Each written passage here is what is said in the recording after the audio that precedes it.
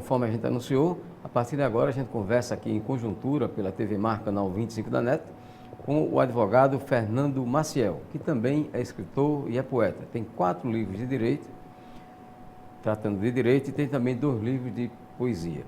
Está lançando exatamente esse segundo livro de poesia, Poemas Ilegais e Outros Versos. Então, Fernando, bem-vindo aqui à nossa conjuntura. Enfim, Poemas Ilegais e Outros Versos. O que é que tem de ilegal nesses poemas? Flávio, telespectadores, veja, esse segundo livro nosso de poemas, ele é um livro que traz, dentre os poemas, né, que foram escritos por mim, alguns poemas da categoria literária do erotismo. Né? Então são poemas eróticos. Consequentemente, nós achamos interessante jogar com essa palavra. Como a gente atua na área do direito, né, e o direito é legalidade, nós achamos interessante denominar esse livro de Poemas Ilegais e Outros Versos. Estaria fugindo em regra da legalidade, né? Muito embora o erotismo é uma categoria literária, estudado nas universidades, é diferente do que é vulgar. O erotismo é uma categoria literária elevada, mas justamente por ser erótico, se imagina que é algo que é ilegal. Então a gente resolveu jogar com essa palavra, de ilegalidade.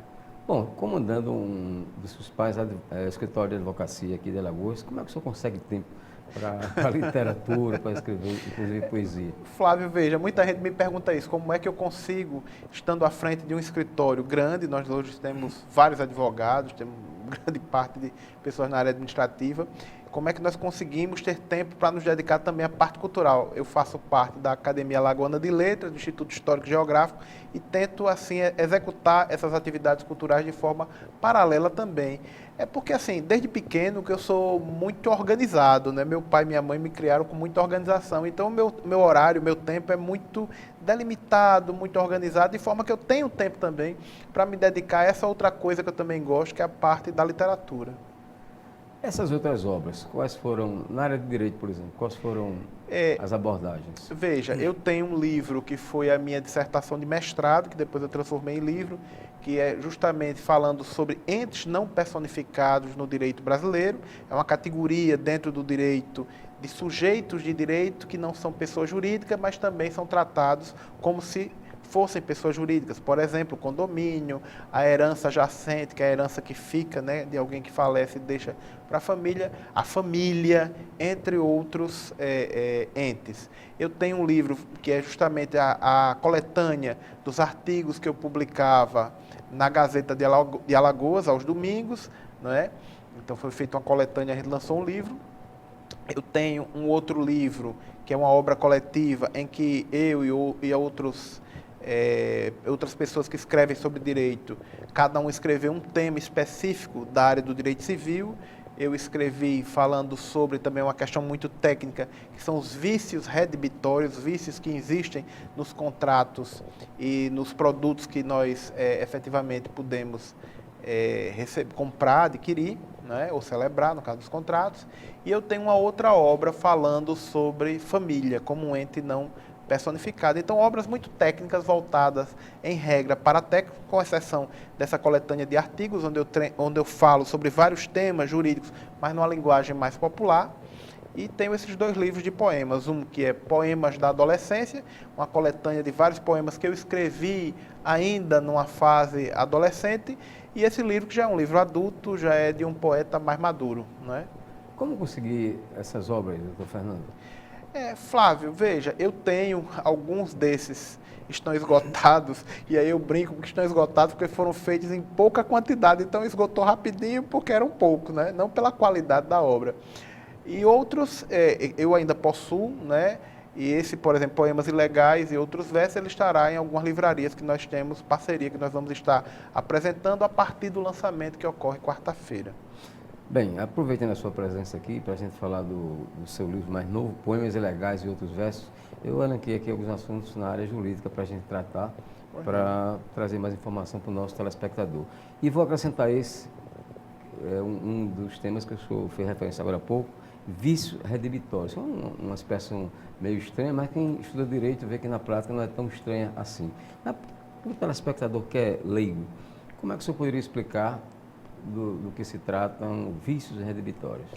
O que é que eu posso dizer, Flávio? O que é que eu posso dizer, telespectador? Veja bem, existe, no dia a dia nós celebramos vários contratos, às vezes sem a gente sentir, sem a gente perceber, desde a hora que a gente acorda, durante o dia inteiro e às vezes até dormindo, a gente está a realizar atos contratuais. Por exemplo, quando eu estou dormindo sobre o meu colchão, no meu travesseiro, eu estou realizando um ato contratual que se chama consumação. Estou consumindo aqueles produtos. Se eu compro uma televisão, se eu compro uma geladeira, eu estou realizando um ato de consumo, onde eu adquiro, através de compra e venda, um produto para o meu uso, um iogurte, o que seja. Então, quando estes produtos, eles apresentam uma não qualificação de acordo com aquilo que eu adquiri, por exemplo, uma televisão que ao invés de passar a imagem, só aparece o som, ou uma televisão que quando eu ligo aparece uma linha vermelha, essa linha fica acompanhando, isso acontecia muito nas televisões mais antigas, ou eu compro uma geladeira que não resfria totalmente, esses bens apresentam um vício, que antigamente, sob a esfera exclusiva do Código Civil, se chamava vício redibitório. Hoje esses vícios, que são espécies de vício redibitório, são vícios do produto, né, que também pode ocorrer com serviço. Então, esses vícios, eles podem levar ao que se denomina de defeito, que é quando um vício desse gera uma consequência maior. Essa televisão que só aparece o som, que só se ouve o som, não aparece a imagem, em face disso, ela dá um curto-circuito e explode, isso toca fogo na cortina da sala. Então, além do vício, ela tem o que se chama de defeito, que é algo que gera um prejuízo maior. E a gente, no direito, quando estuda isso, verifica as consequências que isso pode ter.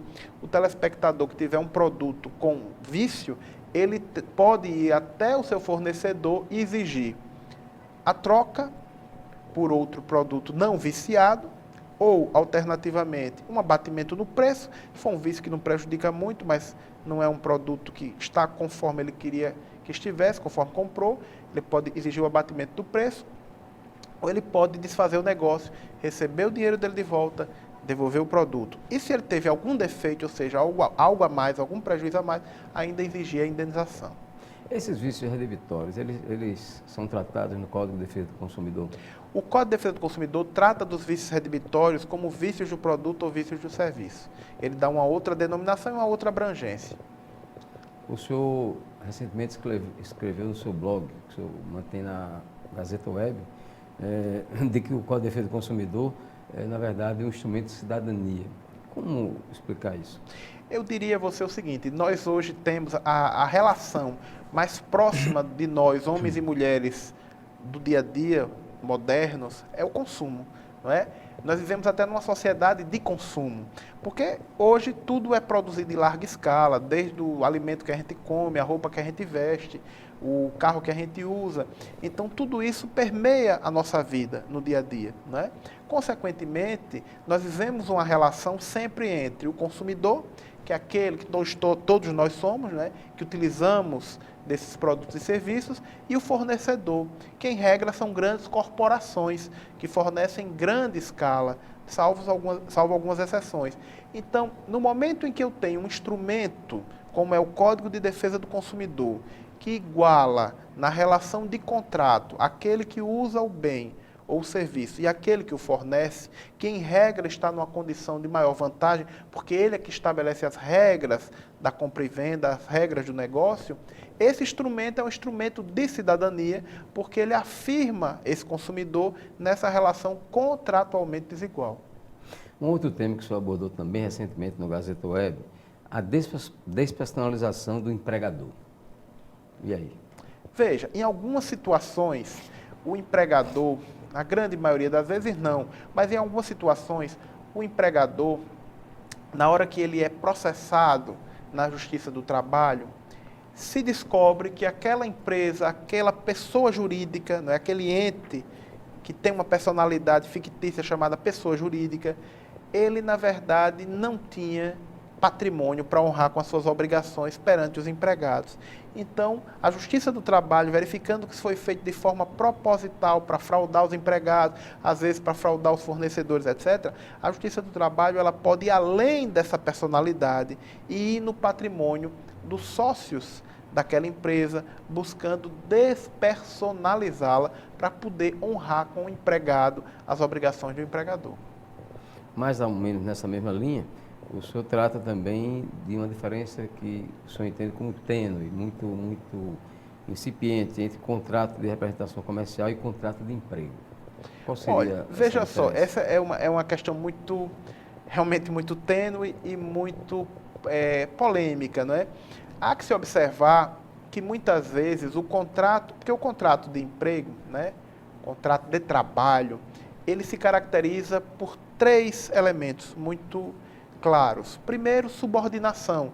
Aquele que presta serviço na condição de empregado, ele é subordinado ao patrão. Ele segue as ordens que o patrão determina na execução do seu trabalho. Segundo, ele tem remuneração, uma remuneração constante, uma remuneração pré-estabelecida. E terceiro, ele, além de ser determinado pelo patrão, além de receber uma remuneração, ele tem um trabalho contínuo. No que diz respeito à representação comercial, o representante comercial, ele pode apresentar uma relação com aquele tomador do seu serviço, com aquele tomador da sua prestação de serviço, mas ele apresenta uma relação que tem autonomia. Ele representa comercialmente aquela empresa, aquele grupo empresarial, mas ele tem uma autonomia para definir o seu trabalho, para definir qual é a linha de apresentação dos seus produtos, quem vão ser as empresas ou os clientes que ele vai abordar, a forma que ele vai abordar, quanto ele vai produzir, se ele tem que atingir determinada produção ou não. Se essa exigência de produtividade, ela se torna uma continuidade, se essa independência dele de qualquer forma é cerceada, deixa de se caracterizar a representação comercial e se caracteriza a relação de emprego. Para não se caracterizar a relação de representação comercial, em regra, as empresas exigem que ele crie uma firma individual, que ele emita nota fiscal, não é? Que ele esteja vinculado ao órgão de representação comercial, mas tudo isso pode ir por água abaixo se a empresa desobedece essas 3 regras, esses 3 elementos. Ok, vamos ao intervalo. Daqui a pouco a gente volta a conversar aqui em Conjuntura com o advogado Fernando Maciel.